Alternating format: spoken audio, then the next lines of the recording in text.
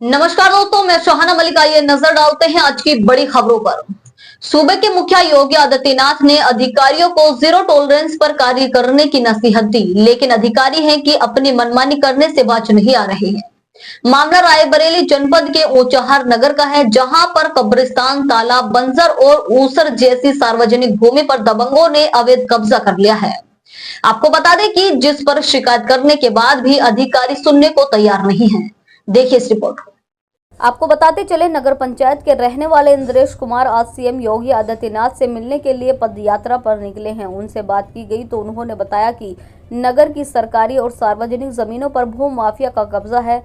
अधिकारी कोई सुनने को तैयार नहीं है। तालाब की जमीन और कब्रिस्तान, ऊसर, बंजर जैसी जमीन अब असुरक्षित ही है, क्योंकि यहां पर तैनात उप जिलाधिकारी सिद्धार्थ चौधरी ने भूमाफियाओं से साठगांठ कर ली है और शिकायत करने के नाम पर आरोपियों के विरुद्ध कोई कार्रवाई नहीं कर रहे हैं।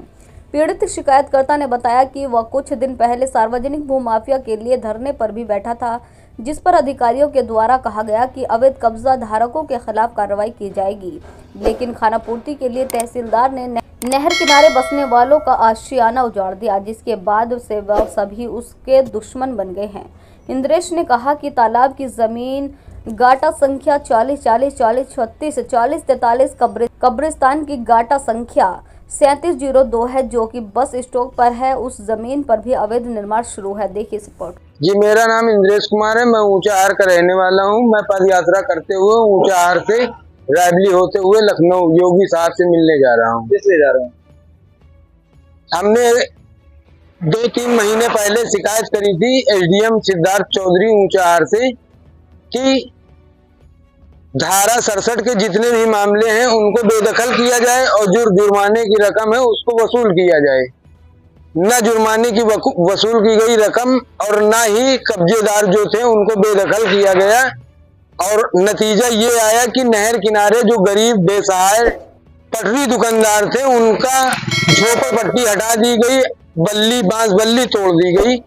अब वो सब मेरे दुश्मन हो गए हैं। इसलिए मैं योगी साहब से मिलकर जाके बताना चाहता हूं कि रायबरेली जिला न भय मुक्त हुआ है, न भूमाफिया मुक्त हुआ है और न गुंडे मुक्त हुआ है। किसकी लापरवाही है इसमें लापरवाही एसडीएम सिद्धार्थ चौधरी की है और तहसीलदार महोदया की है, क्योंकि यही दो ऐसे लोग हैं जिनकी आदेश पे सारे काम होते हैं। क्या क्या काम हो रहे हैं यहाँ पे ये काम हो रहा है कि जो गरीब है उसकी जमीन छीन ली जा रही है, और जो धनहाट हैं उनको और धनहाट बनाने का काम हमारे एसडीएम सिद्धार्थ चौधरी ऊंचाहार कर रहे हैं। जमीनों पर किस तरह की जमीनों पर कब्जा हुआ है? यहाँ पे कब्जा यहाँ 40, 36 गाटा संख्या है, कब्रिस्तान दर्ज है 40, 40, 40, 43, तालाब दर्ज है 3702 गाटा संख्या मेन चौराहा से सट के प्राइमरी स्कूल तक वो पूरी कब्रिस्तान 8-10 बीघे का कब्रिस्तान है।